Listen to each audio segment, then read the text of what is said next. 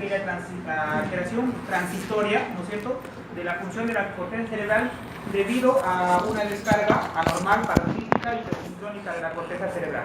Entonces, de manera general, crisis epiléptica básicamente define el fenómeno eléctrico. El fenómeno eléctrico que tiene generalmente una traducción clínica. La traducción clínica es lo que ustedes ven, y esa traducción clínica puede ser una crisis epiléptica de tipo convulsiva o puede ser no convulsiva. La convulsiva es lo clásico que ustedes ven a las personas que se caen y que empiezan a moverse o a adoptar posturas tónicas o a hacer mioclonías, o pueden ser también crisis epilépticas no convulsivas, como el clásico ejemplo que son las crisis de ausencia. No sé si han escuchado ustedes las famosas crisis de ausencia. Entonces, aparte de la corteza cerebral, esto es importante que sepan que es principalmente de la corteza cerebral, ¿no? ¿Por qué? Porque mucha gente, a veces llegan a la emergencia personas que llegan convulsionando, ¿no?, y les hacen una tomografía y de repente por ahí encuentran un tumor, un tumor cerebral o un quiste cerebral o cualquier cosa que fuera cerebral, pero está debajo de la corteza y le atribuyen que esa es la causa de la convulsión. Entonces, las convulsiones tienen que ser de grupos, tienen que ser alteración de cuerpos neuronales. Entonces, ¿dónde hay cuerpos neuronales? En la corteza cerebral. Difícilmente hay en el parénquima cerebral lugares donde generen crisis epilépticas. Excepciones hay pocas, ¿no? Un grupo de neuronas de lo que son el tronco encefálico, por ahí algunos que tienen algunas neuronas del tubo olfatorio, algunas neuronas hipocampales, que podrían, algunas neuronas insulares, que podrían generar también crisis epilépticas, pero las crisis epilépticas normalmente son corticales. O sea, cuando ustedes tengan una lesión subcortical, difícilmente sea la causa de una epilepsia. Por eso es que si un paciente les llega convulsionando y ustedes le hacen una tomografía y ven cualquier lesión subcortical, alejen la posibilidad de que eso sea la causa de la epilepsia. De repente es una alteración hidroelectrolítica, de repente es una alteración metabólica que está comprometiendo la función cortical, ya sea por hipoxia o por déficit de aporte de glucosa a la corteza, pero eso sería más la causa antes que una lesión subcortical. Entonces, acá la palabra convulsión les estoy diciendo que solamente se refiere al tipo de crisis que tiene una manifestación motora, ¿ya? Entonces, de su cabeza tienen que sacar que crisis epiléptica es sinónimo de convulsión. O cuando lleguen a ustedes y les pregunten, a ver, ¿qué es una crisis epiléptica? Dicen, no, paciente que empieza a hacer movimientos involuntarios, porque es lo que la mayoría responde. Y entonces, eso que quede claro. Luego, la otra definición que tiene que quedar claro, ¿qué es epilepsia? ¿Ya? Entonces, ¿qué es epilepsia? Entonces, epilepsia es diferente que convulsión, es diferente que crisis epiléptica. Convulsión ya tiene que ver con la recurrencia de crisis epiléptica. Entonces, la definición operacional de epilepsia es la presencia de 2 o más crisis epilépticas separadas 24 horas. ¿Entendido? 2 o más crisis separadas 24 horas. Cuando una persona incluso tiene 2 convulsiones en el mismo día, entra a tallar ahí un concepto que se llama crisis única. ¿Ya? Crisis única. Entonces, es diferente. Para que sea epilepsia tiene que ser 2 o más crisis separadas 24 horas, o incluso puede ser una crisis epiléptica, pero que tú demuestres un poco electroencefalográfico de actividad epiléptica. O sea, ¿qué quiere decir? Que un paciente viene con crisis epiléptica, en ese momento tú le haces un electroencefalograma y pum, viste un poco de puntas de repente que está descargando. En eso, con una sola crisis, tú puedes llamar epilepsia. Si tú tienes un electroencefalograma normal, y tienes una resonancia normal, y tienes una imagen normal, y todo sale normal, y solamente es una crisis, lo catalogas como crisis única. Si eso recurre más allá de 24 horas, recién le podrás llamar epilepsia. ¿Entendido? Entonces, una sola crisis no siempre es catalogada como epilepsia. Entonces, estas son las definiciones operacionales de lo mismo básicamente de lo anterior, que para decir que es epilepsia 2 o más crisis, lo que es una crisis epiléptica, siempre el clásico, cuando usted le pregunta ¿qué es una crisis epiléptica? Una descarga normal, paroxística, hipersincrónica de un grupo de neuronas debido al desbalance de neurotransmisores. Esto puede ser un concepto de lo que es crisis epiléptica, y lo que es epilepsia 2 o más crisis o una crisis ante un poco de epilepsia. Estos otros conceptos son importantes. ¿Qué es un síndrome epiléptico? Entonces, un síndrome epiléptico es cuando hay asociación de uno o varios tipos de crisis, lógicamente con sus alteraciones electroencefalográficas, sean en la crisis misma o entre crisis, o sea, ictales o interictales, con o sin compromiso del sistema nervioso central. Por eso hablamos de epilepsias primarias y hablamos de epilepsias secundarias, ¿no es cierto? Y que están en el contexto de por edad, por gravedad, por cómo evoluciona. ¿ya? Entonces tú, si a este cortejo de diferentes formas de crisis con alteraciones electroencefalográficas le encuentras una causa específica, recién le vas a llamar que es una enfermedad epiléptica, ¿ya?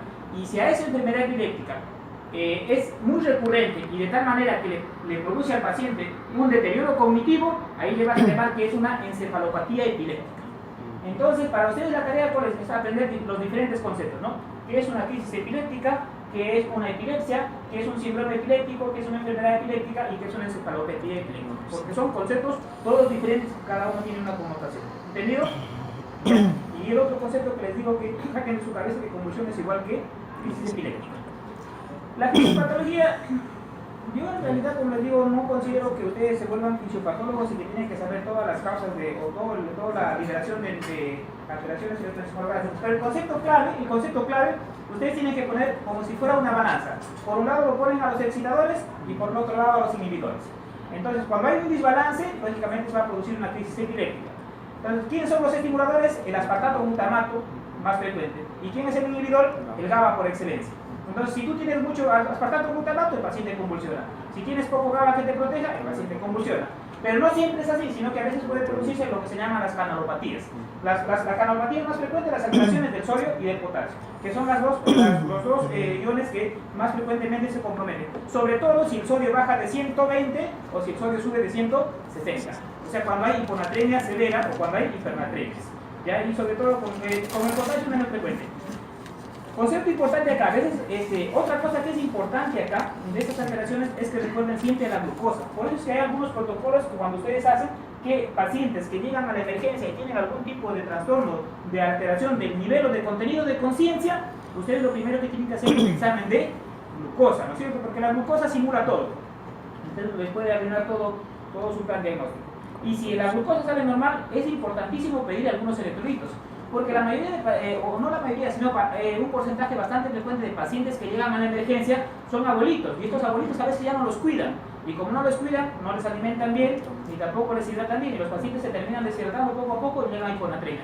Entonces llega a la casa, no, dice mi mamá, a mi abuelita era bien, contaba de todo, caminaba de todo, corría, bailaba, saltaba, se paraba de cabeza, te dicen todo. Pero hace 2 días que ha dejado de hacer eso, ¿no? Y todo el mundo le busca todo, le hace resonancia, le hace tomografía, no lo encuentra y nadie se le ocurre hacer un electrolito. Le hacen el electrolito y el sodio estaba en 115 y ahí estaba la causa. Pero ahí el problema que dice, eso es hiponatremia, y viene por ahí uno le repone. Y le repone tan rápido que le hace lo que se conoce actualmente como los síndromes de desminimización osmótica. Eso nunca deben olvidarlo. Los pacientes con hiponatremia a veces llegan con sodio de 115 y dicen, no, pero el normal es de 135 a 145, y le meten hipersodio, le suben. Y a las 3-4 horas, dice, ya su sodio está normal. Y al siguiente día el paciente está cuadripléjico y ya no se muere. ¿Por qué? Porque le hicieron lo que llamaban antes mielonisis continua. Había un concepto así. O sea, ¿qué pasaba? Que por la variación osmótica los pacientes hacían desminimización a nivel del tronco encefálico. Como el tronco encefálico, ahí está el sistema reticular activador ascendente, que es el que controla la vigilia, ¿no es cierto? Y aparte por ahí pasan las vías descendentes motoras, los ejes piramidales. Entonces comprometían eso, el paciente se quedaba cuadripléjico con alteración de conciencia. O sea, en vez de hacer un bien, hiciste un daño. ¿Cierto? Entonces por eso es importantísimo con el sodio, ¿ya? No se vayan a olvidar. La otra fisiopatología, ¿no es cierto? A la final, cuando ustedes hacían fisiopatología, todo se trataba de los potenciales de acción, ¿no es cierto? Y que cada ion trataba de llevar su potencial de acción a su potencial mismo propio de cada ion. Entonces, cuando tú alteras ese potencial de acción, es que originas que se desencadenen potenciales repetitivos que llevan a hacer la cascada de la crisis epiléptica, ¿no es cierto? Y la otra teoría, antes, este grafito es para ser importante que principalmente, o mejor dicho, antes se clasificaban las epilepsias que habían las epilepsias focales y las epilepsias generalizadas. Entonces, ¿qué decían? Que las epilepsias generalizadas tendría que haber una descarga sincrónica de toda la corteza cerebral para que se produzca la crisis generalizada. Entonces, ahora lo que se acepta es que todo depende de la velocidad con que se propaga esta descarga normal. Entonces, si yo tengo una descarga normal en un punto y la velocidad de propagación es poca, se va a quedar como una crisis focal. Pero si esa velocidad de propagación es tan rápida que compromete casi toda la corteza, la crisis va a terminar en generalizada. Entonces, es más o menos el resumen de este cuadrito, ¿no? Entonces, como les digo, todo lo que altere el flujo de señales electroquímicas es potencial generador de convulsiones. O sea, cualquier cosa que altere las señales electroquímicas va a producir convulsiones. Por eso es que las causas de convulsiones son todo lo que altera el sistema nervioso central. Stroke, sobre todo los hemorrágicos por el carácter irritativo que tienen, las neoplasias, las malformaciones, las infecciones, con más razón, sobre todo cuando son procesos encefalíticos, no tanto meningíticos, sino cuando son encefalíticos. A ver, antes de pasar esto, puede ser importante para ustedes. ¿Cómo ustedes diferencian clínicamente una meningitis y una encefalitis? ¿O es lo mismo para ustedes meningitis que encefalitis? Porque la mayoría de veces viene juntos meningoencefalitis, viene promoción o meningoencefalitis, pero a veces hay formas de meningitis pura y a veces hay formas de encefalitis pura. Por ejemplo, los virus, a los virus les gusta hacer más encefalitis y las bacterias les gusta más hacer un componente meningio. Y a la TB le gusta más hacer componente meningio, a la meningitis tuberculosa, ¿no es cierto? Por eso con los pacientes con meningitis tuberculosa el curso es más larvado, es más crónico y no es tan trágico. Pero cuando también tú lo detectas ya es normalmente porque ha tenido un gran compromiso. Entonces, las dos características principales de los pacientes que hacen compromiso, o para diferenciar, mejor dicho, es la presencia o no de signos encefalíticos. Por eso el nombre dice encefalitis. ¿Y cuáles son los signos encefalíticos por excelencia? Las alteraciones de la conciencia y las crisis epilépticas. Pues. Entonces, las encefalitis más van con crisis epiléptica y las meningitis más van con cefalea y con compromiso o con los clásicos signos meningios que ustedes van a aprender posteriormente a examinar. ¿Ya? Los otros, los famosos defectos de desarrollo, ¿a qué se refiere con los defectos de migración neuronal? Con los defectos de migración neuronal, apunten este dato porque aquí en Chiclayo puedo cumplir. Cuando ustedes tengan algún paciente y ustedes quieran saber, les hacen una resonancia normal y no encuentran ninguna alteración, pero ustedes quieren un examen más profundo, sobre todo si es niñito, y quieren saber si tiene un defecto de migración neuronal, tienen que pedir un protocolo que se llama inversión-recuperación. ¿Ya? Ahí lo van a buscar, para que encuentren defectos de desarrollo neuronal. Porque a veces en las resonancias o en los estudios imagenológicos convencionales no puede salir, pero en un estudio de inversión-recuperación lo podrían detectar. Lógicamente los traumas y lógicamente la mayoría de síndromes epilépticos que tienen una naturaleza genética. ¿Ya? Ahí más o menos este cuadrito es la frecuencia de las crisis epilépticas básicamente por etiología y por edad, ¿no? ¿No es cierto? Si tú más o menos cuando son niñitos menores de 5 años, la mayoría de crisis lógicamente van a ser febriles, ¿no es cierto? En edades jóvenes, tempranas, hasta lo que son los adultos jóvenes, las principales causas son las idiopáticas, ¿no? Conforme va pasando el tiempo, lógicamente las epilepsias secundarias van a ser las más frecuentes. Ahora yo les voy a explicar de qué se trata una epilepsia primaria y una epilepsia secundaria, ¿eh? No se preocupen, hay una clasificación, esa clasificación es importante que ustedes lo entiendan de acá. Entonces, lo importante para definir una etiología es que si la alteración es primaria, si lógicamente se debe a un trastorno metabólico o es una enfermedad sistémica, ¿no es cierto? ¿Por qué? Porque de eso va a depender el tratamiento. Entonces, ustedes, para que se acuerden, existe una clasificación, la clasificación etiológica de la epilepsia. La clasificación de la etiológica de la epilepsia divide las epilepsias en 3 grupos. Lo que es la epilepsia primaria, la epilepsia secundaria y la epilepsia criptogénica. ¿Y esto a qué se refiere? La epilepsia idiopática o primaria también le llaman idiopática. Y esa idiopática se supone que es porque tú no conoces la causa. El paciente convulsiona pero no sabes la causa.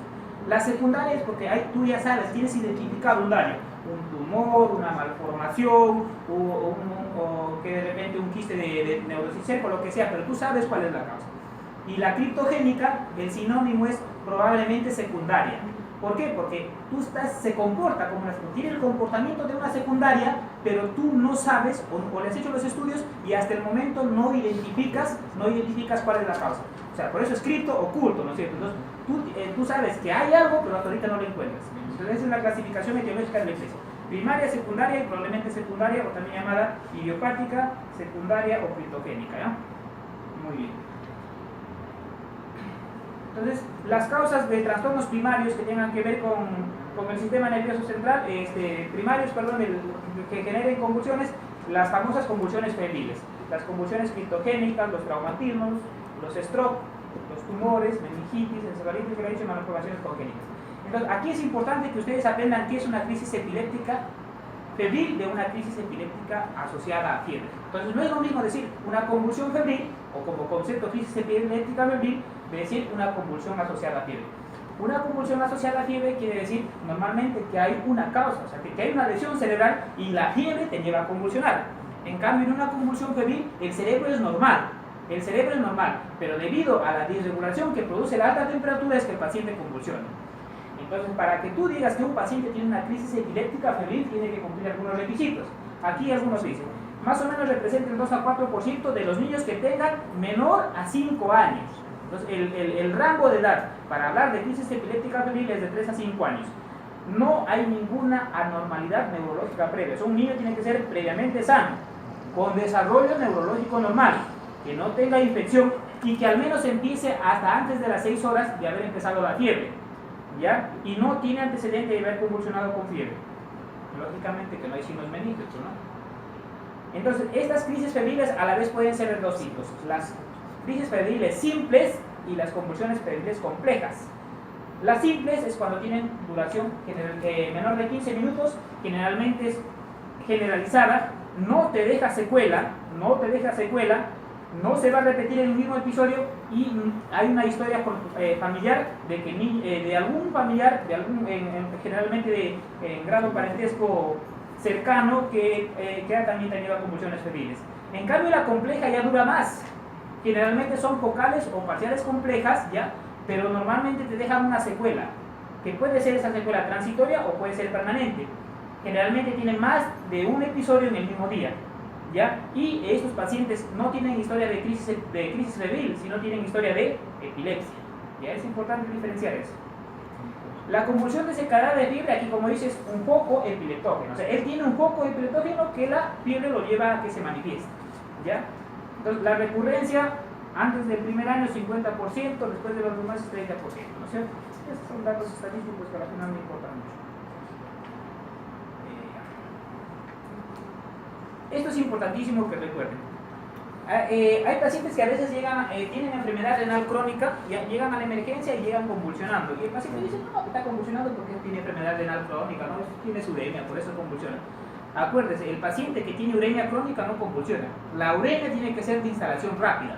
Si la uremia no se ha instalado rápidamente, de repente eso no es la causa de la convulsión y de repente el paciente con enfermedad renal crónica se infectó o está teniendo otra alteración. ¿Ya? Entonces, mejor la instalación de la uremia para que produzca convulsiones tiene que ser instalación rápida o con niveles extremadamente altos, ¿no es cierto? Hay otras causas como la encefalopatía hepática, la porfiria, la sobredosis de medicamentos. Siempre pregunten a las jóvenes adolescentes decepcionadas, esas siempre intentan suicidarse, ¿no? Siempre toman sus antidepresivos, sus antipsicóticos. Por ahí la cocaína que es causante no solamente de convulsiones, sino que te puede producir hemorragias intracerebrales o te puede producir infartos, ¿no es cierto? O sea, la cocaína está bastante relacionada con stroke, sobre todo cuando no tienes factores en paciente joven, cuando no tienes antecedentes. Entonces los pacientes te llegan a la que ha convulsionado y después de un rato tú los encuentras de repente que no pueden mover un brazo, y haces una tomografía y no encuentras nada. ¿Por qué? Porque la manifestación de los stroke por cocaína no tienen cambios radiológicos tempranos. Entonces te puede incluso confundir que se tratan de trastornos conversivos y todo eso. Pero la cocaína es bastante frecuente que produzca hemorragias o stroke, ¿no es cierto? Y lógicamente convulsiones, ¿no? Los síndromes de abstinencia, ustedes saben, los síndromes de abstinencia es bastante frecuente que se presenten, sobre todo si ya son estadios 3 o son delirios tremens, ¿no? Esos pacientes generalmente hacen incluso convulsiones, incluso llegan a estados epilépticos, ¿no? Las hipoglicemias, como les decía, las hipoglicemias es recontra importantísimo. Uno de los trastornos metabólicos que más produce daño al cerebro es la hipoglicemia, no se olviden, porque las neuronas son sensibles al oxígeno y a la glucosa. Entonces, ustedes si lo mantienen a un paciente con estados de hipoglicemia, lógicamente pueden estar en estatus que ustedes no saben, ¿no es cierto?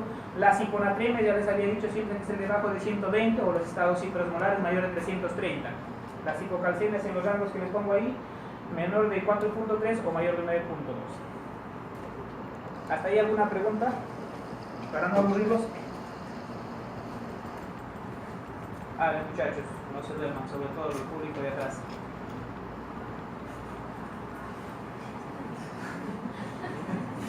A ver, Tigres, ¿alguna pregunta? Para poder completar de lo que hemos hablado, ¿no? Hay todavía algunas cositas más para hablar, pero a ver si algo.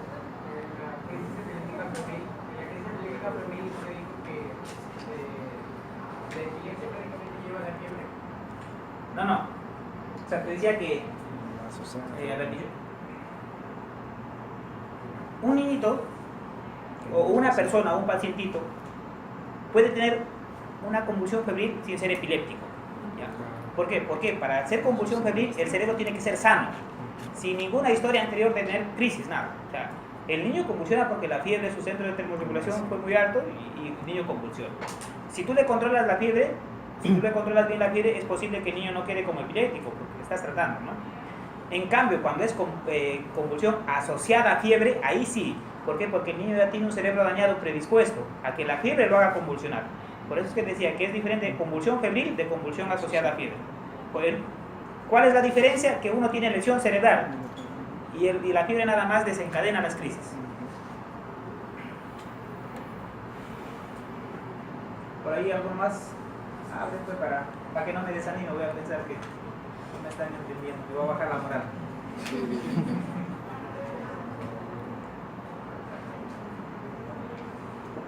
A ver, entonces vamos haciendo un par de preguntitas de esto, mientras tanto el tigre que llega temprano nos puede ayudar. Entonces, a ver, ¿entendieron la diferencia entre una epilepsia, entre una enfermedad epiléptica y entre una encefalopatía epiléptica? Eso difícilmente no lo van a encontrar mucho en los textos, de verdad les digo, porque ya me ha pasado ya. Yo cuando fui residente, roté en un lugar que se llama Neuropediatría del Instituto de Ciencias Neurológicas, y a mí me preguntaron eso, yo no sabía. Entonces, como no sabía, dije, escucha, algún día yo voy a encontrar ese concepto y lo voy a enseñar para que a los otros no les hagan lo mismo. Porque siempre te preguntan eso, a veces incluso en los exámenes y no saben. Casi siempre los textos generales de neurología lo ponen como sinónimo convulsión, crisis epiléptica, y es lo mismo, y hacen una champaina, por eso es que no entienden mucho. Y entonces es importante, sobre todo lo de la enfermedad epiléptica, ¿ya? Y lo de encefalopatía epiléptica, que no muchos. A veces, y eso tiene repercusión, ¿no? Porque tú sabes que cada vez que convulsiona una persona hay muerte neuronal y millones de neuronas, ¿no es cierto? Entonces, a veces la gente le atribuye que el deterioro cognitivo es muchas veces por los medicamentos que utilizan. Y es cierto, ¿no? Hay medicamentos que te producen deterioro cognitivo, básicamente los anticonvulsivantes, como la carbamazepina, la fenitoína, el ácido valproico. Todos esos te van a producir bastante deterioro cognitivo, pero a veces no es tanto el deterioro cognitivo por el medicamento, sino es básicamente porque tú le estás dejando convulsionar mucho, le estás dando un tratamiento inadecuado, ¿no? Ya, no hay preguntas entonces para seguir. Dígame eso ahorita. ¿Te iba a preguntar? O levantó la mano y dijo la pregunta. ¿Doctor? ¿No? La clasificación. Doctor, ¿toda epilepsia lleva consigo retraso de desarrollo cognitivo? No. Pero eso te lo explico cuando te hable de las epilepsias, de la clasificación de la epilepsia, del nuevo concepto, ¿ya? Para que no te confundas. Pero no siempre las epilepsias, hay personas que tienen epilepsia y llegan a ser presidentes, ¿no? Hay personas que hacen su vida prácticamente normal y teniendo epilepsia, ¿no? No siempre la epilepsia es, incluso, hay un grupo de epilepsias que le llaman las epilepsias benignas, ¿no? El síndrome de las epilepsias benignas. Y el término benigno en el sentido de que su pronóstico es bueno porque tú les das tratamiento cierto tiempo después de 5 años y la epilepsia cede y no necesitan tratamiento nunca más, incluso ceden espontáneamente, ¿no? Y eso normalmente no asocian retardo mental. Las que más asocian retardo mental son las epilepsias secundarias, o sea, las que tienen daño encefálico concomitante. Las primarias no van casi con retraso cognitivo. A veces por eso digo hay que tener cuidado porque las epilepsias primarias no van con deterioro cognitivo, pero cuando tú les das tratamiento les haces deterioro cognitivo, pero por el tratamiento que les instalas. Entonces hay que tener mucho cuidado con eso. Entonces, ¿cómo se clasifican las crisis epilépticas? Las crisis epilépticas pueden ser focales. Traten de no llamarlo por favor parciales. Ya no se utiliza mucho el término de parcial, porque parcial implicaría parte de algo, ¿no? O sea, por decir yo tengo una convulsión que dura 5 minutos, parcial sería que dure 1 minuto, ¿no? O la primera parte de la convulsión. En cambio, focal en general es más el término más adecuado porque te dice que empieza en un lugar o empieza todo, como les había dicho, la velocidad de propagación de la crisis epiléptica es bastante rápida, ¿no? Simples, cuando no hay ningún compromiso de conciencia, por ejemplo una crisis motora donde hay solamente movimientos crónicos de la mano, o de repente solamente movimientos mioclónicos de la cara, ¿no es cierto?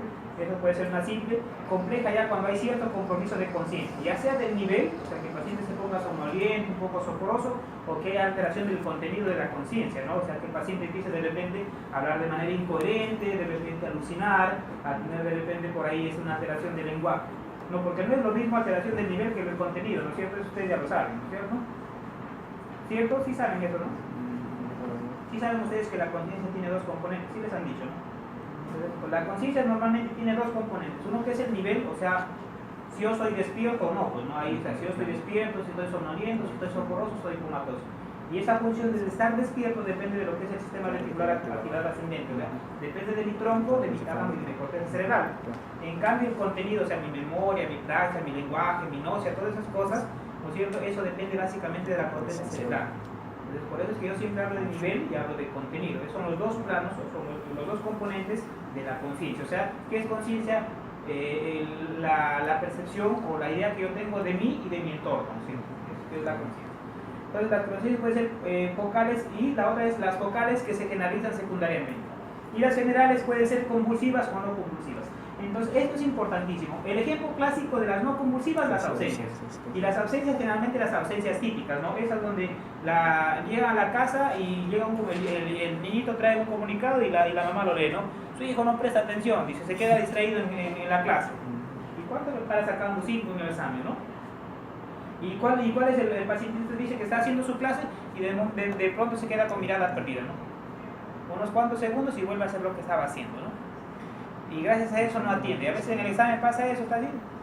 Y le da su crisis de ausencia. Entonces, estas crisis de ausencia, lógicamente, no hacen ningún motor, básicamente es mirada perdida. A lo mucho puede ser una ausencia típica donde hay ciertos automatismos. A veces el niño hace un chupeteo, a veces hace un movimiento de querer como arreglarse así, algún manerismo de coger las cosas, ¿no es cierto? Y entonces a veces no los identifican, esas crisis de ausencia, como no tienen movimiento, nadie piensa que son convulsiones, pero tú les haces una electroencefalograma y por ahí están las descargas, las descargas, ¿no es cierto? Las punta onda de 3 Hz clásicas, ¿no?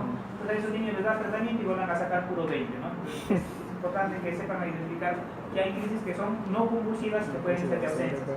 Las otras crisis epilépticas que no son convulsivas, por ejemplo, son las crisis del lóbulo occipital, ¿no? Los pacientes vienen diciendo, doctora, a veces veo como arco iris, veo luces de colores, dicen. O a veces dicen, veo manchas, y un ratito me pasa, ¿no? Me pasa. Y a veces me olvido, dicen, a veces me olvido, ¿no? Entonces a los pacientes también les haces el electroencefalograma y tú le encuentras pocos de puntas o de espigas en el lóbulo occipital, ¿no? Le das tratamiento y dejan de ver colores, ¿no? ¿Ya? Entonces, esas no los dicen. Otra cosa que es importante, hay otros pacientes que pueden ver también así cosas, pero que ya no están en el lóbulo occipital, sino están en el lóbulo temporal. Eso depende, las crisis depende de si son organizadas o no. Cuando tienen alucinaciones visuales, no organizadas, o sea que no son tan bonitas por decirlo así, esos son del lóbulo occipital, pero cuando ya son formas bien definidas, de repente son que ven duendes o que ven de repente princesas o cosas así bien detalladas, esas son crisis del lóbulo temporal, ¿ya? Otras crisis, por ejemplo, que pueden ser no convulsivas, las crisis uncinadas. O sea, el uncus es la parte del lóbulo temporal, la puntita del lóbulo temporal, ¿no es cierto? Que puede producirse básicamente que el paciente huele feo, ¿no? Dice, así dice, escucha, qué feo que huele, seguro se ha malogrado el desagüe. Y nadie más huele, solo él huele, ¿no? Entonces, eso puede ser una crisis uncinada, o son crisis de cacosmia, ya esas son crisis también del lóbulo temporal. Entonces, si algún paciente por ahí encuentra de repente algún compañero que para oliendo feo sin que nadie más huela, de repente tiene su epilepsia del lóbulo temporal, ¿ya? Tienen que hacerle su electroencefalograma. Y las otras son las crisis convulsivas, pues las crisis convulsivas, las clásicas, las que ustedes ven a los pacientes que se caen y empiezan a hacer movimientos clónicos, ¿no es cierto? O a veces movimientos tónicos, no se ponen duros, todos duros, ¿no? O a veces hacen tónico-clónico, o sea, hacen una fase tónica y después empiezan a hacer clonía, ¿no es cierto? Aquí hay otro, esto es lo que ya en la letra E que ven las crisis atónicas o los drag attacks, son pacientes donde son las caídas de cabeza. De repente han visto alguna vez y no sabían qué es crisis epiléptica. A veces hay mamás que no tienen a sus bebitos en sus brazos y los bebitos están jugando y ¡pum! De pronto hacen la cabeza así. O de lo que están conversando ahí hacen la cabeza así. Solamente se les cae la cabeza y eso puede ser una crisis epiléptica, ¿ya? O hay pacientes, las atónicas en sí, los pacientes a veces están así mirando y de pronto ¡pum! Se caen. O sea, es solamente pérdida del tono muscular y no pierden la conciencia para nada, solamente se caen y se paran solitos.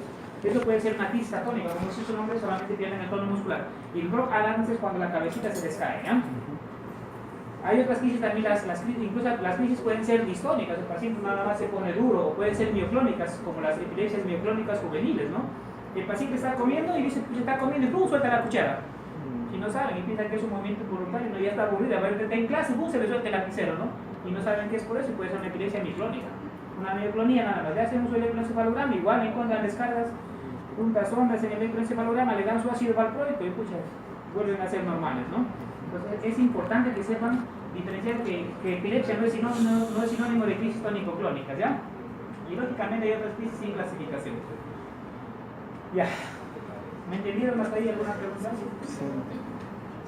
Muchos me dejan hablar. Este es un cuadrito ya un poco más de las... Doctor, ¿en la edad pediátrica también hay crisis tónico-clónicas? Claro, claro. ¿Menores de 5 años incluso? Exclusivamente en la edad adulta. Incluso en la mayoría incluso de convulsiones en las tónico-clónicas, los niños vienen que la mamá se ponía duro y hace oncología. Y aquí les voy a decir otras características que acompañan a las crisis para que las puedan identificar y no las sepan diferenciar de las ahí está también. Eso es un resumen de todo lo que les he hablado, de todo lo que les he engañado ya para que... Esta es la clasificación, esto es lo que les decía el término. Yo les había dicho que las epilepsias, esto está cambiando en la terminología, ¿ya? Yo les había dicho que la epilepsia es primaria, secundaria y probablemente secundaria, ¿no es cierto? Entonces, ahora lo que están proponiendo es que se cambie de nombre. A lo que se llamaba la idiopática le están por poner genética. ¿Por qué? Porque se han hecho estudios y la mayoría de estas alteraciones tienen algún tipo de alteración genética, ¿ya? Y la mayoría tiene que ver que generan canalopatías o deficiencias de glutamato o alguna cosa. Entonces, el nuevo concepto que va a lanzar el ILAE. El ILAE es la Liga Internacional de Lucha contra la Epilepsia. Es lo que es la autoridad de epilepsia. Cuando quieran leer, traten de leer documentos que tengan aprobación del ILAE, ¿ya? Porque es lo que más reconocimiento tienen en lo que es epilepsia, ¿eh? Lo que eran sintomáticas o también llamadas secundarias, lógicamente ya les decía que tienen una alteración estructural, ¿no es cierto?, conocida. Entonces por eso es que se pretende que se llamen ahora estructural metabólica, no se ve bien, ¿no? Cuando lean la diapositiva dice estructural metabólica, o sea que tiene una causa estructural o algún trastorno metabólico que está condicionando. Y el criptogénico se va a llamar desconocido porque no sabemos, como digo, la causa. Pero se presume, no te olvides que la criptogénica se presume que es una secundaria, ¿ya? No lo vayan a olvidar. Algunas crisis por... Estas frecuentemente, ¿ya? No, como les digo, esto es importante que recuerden. Las crisis más frecuentes de todas son las crisis del lóbulo temporal. Definitivamente que las del lóbulo temporal. Y las del lóbulo temporal, como ustedes saben que es asiento de los centros del comportamiento, los pacientes van a tener alteraciones del comportamiento, alteraciones del contenido de la conciencia, por eso son discognitivas, alteraciones del contenido de la conciencia. Hacen algunos automatismos, incluso solamente, por eso una crisis solamente puede ser algunos movimientos oroalimentarios, o sea, el paciente solamente hace como si estuviera masticando, y eso puede ser una crisis epiléptica, solamente hace gestos, incluso solamente puede haber auras, y la aura puede implicar ser una crisis. A veces el paciente dice que vio algo